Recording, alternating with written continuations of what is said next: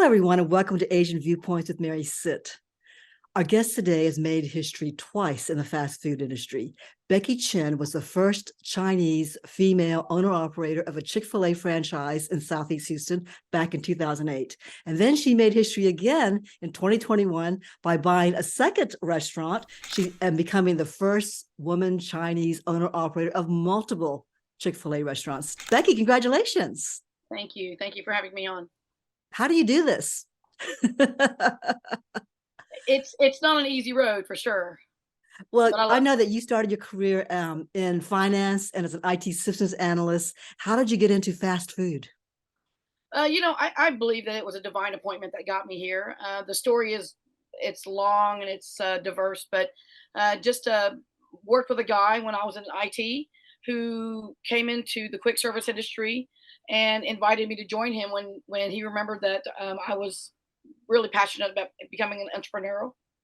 And was that always your dream to run your own business, or did that sort of develop over time as you worked with him? No, I believe it's probably deep in me, just having grown up in that sort of environment with my family. Now, your parents, I know, were entrepreneurs. Your dad ran a construction contracting business. I remember that. He used to always help my parents build things in the house and remodel. And they both owned and operated a grocery store. They were very entrepreneurial. Do you think you got that entrepreneur dreams from them? Absolutely, I did. I think that business fire was always in me. It's probably part of my DNA, I would say. And I remember your mom, who's passed on, but she used to have the most wonderful spirit of hospitality. She would cook for large crowds, including the local church you and I both went to, the local Chinese church. And it was fabulous. It was really good. So you had a little bit of that food thing in you too, from way back with your mom cooking for big crowds, right? Absolutely, I think the hospitality part definitely came from my mom. She loved, besides cooking for the church, she was always really passionate about cooking. When friends came over, she would go outside and cook in the outside kitchen that my dad built for her, and bring 2, 3 dishes in, and then all my friends would come over. And even at her funeral, I remember people talking about just remembering her hospitality of just cooking all that food for people. So yeah, And she now, loved it. I think it was just something special around food and uh, gathering that really resonated with the both of us. how difficult is it to do what you do in sort of a man's world? I mean, it's still mainly dominated by male owner operators. Is that right? In the franchise business in general, and then also in Chick-fil-A? That's correct. Yeah, it is still a male dominated, and more probably Caucasians, honestly, than any other ethnicity. But you know, I believe that it's just the commonality is hospitality. The commonality is generosity.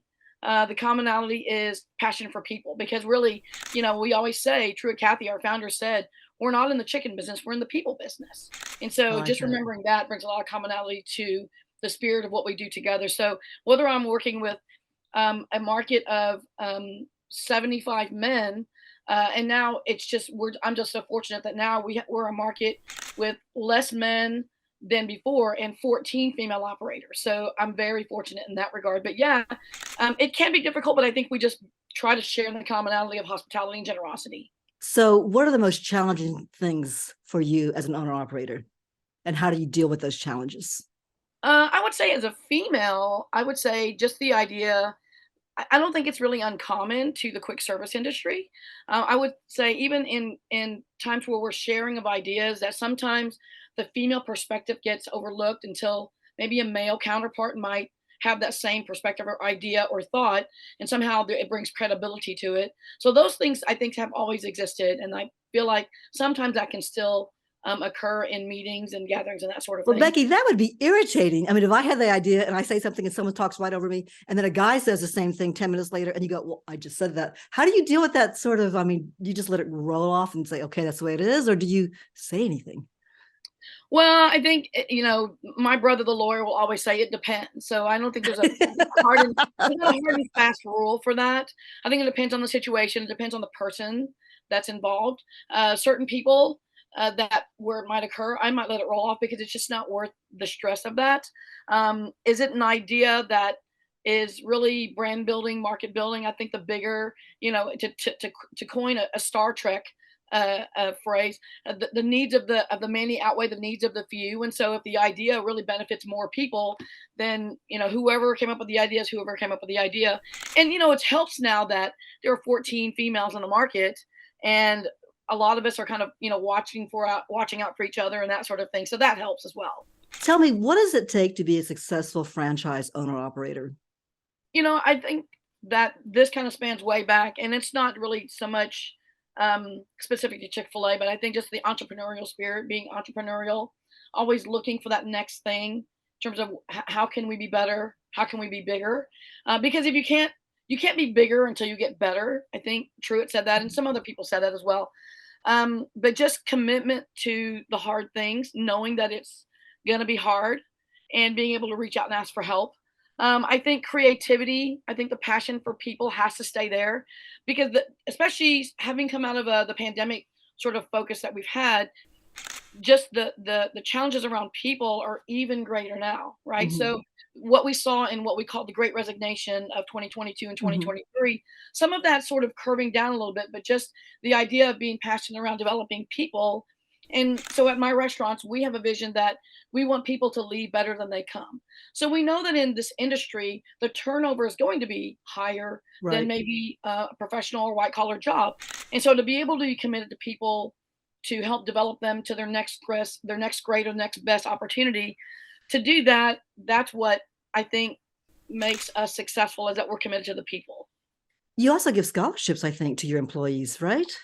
We do. Chick-fil-A, actually, our foundation, the Chick-fil-A Foundation, gives away, uh, I think, over $1 million of scholarships a year. In my local restaurants, we do give away scholarships, and then we do tuition reimbursement for our college students as well. Why did you want a second one? I mean, the first one was enough, headache, so to speak. I mean, it's fun and challenging, but also it's like it took everything out of you. So why a second one? You know, Sometimes I ask myself the same question, to be honest. But I think there's a couple different ways you could look at this. One of them is when development takes place in terms of expansion of restaurants, when the opportunity arises and it's right outside your back door, you almost can't not ask for it, right? Right. Because the impact would be so great. But at the same time, I think again, it's just me wanting to have a greater impact on people, more influence in the community. So I think some of that. So it's kind of a both and. So the impact would be a lot, negatively speaking, but at the same time, just the ability to have more impact in the community, to influence more people, because that's a part of our purpose as a company, is to influence as many people as we can. Education is a big part of what I am passionate about, and so to be able to support more schools by having a second restaurant is a great thing for me. To see more kids go to college, to be so close to two major universities, a historically Black community college university, as well as a tier 1 university that I graduated from. So we're within 5 miles of both of those universities. Wow. So having more people be able to see futures by going to a university, that's a big deal for me. And so the second restaurant offers me the opportunity in terms of resources, but in terms of just reach of people. So, Becky, if you were giving advice to a young graduate, a newly minted graduate who's sort of thinking in the back of his head or her head, I'd like to be in business for myself someday, what advice would you give that person? I think one of the things would be to find someone who is doing it well already, and to enter in some sort of formal or informal sort of mentorship. I think the more time you can spend with someone who's already in the business or the field or the level of professionalism that you want, I think to be around those people is helpful. I still believe in education. Mhm. One of the things that helps, and the things that even Chick-fil-A looks for, is three things: is how are you developing yourself, how Mhm. are you developing the people around you, and how are you developing the business or the resource that you already have. And so to be able to focus on those things, I think, is something that a young person would be really beneficial in doing. That's great. With Becky Chin, thank you so much for sharing your story, and good luck and more success to you. Thank you so much. If you enjoyed this video, please click the like button below and be sure to subscribe to this channel if you haven't done so. I'm Mary Sit. Thanks for joining us, and I'll see you again in the next video.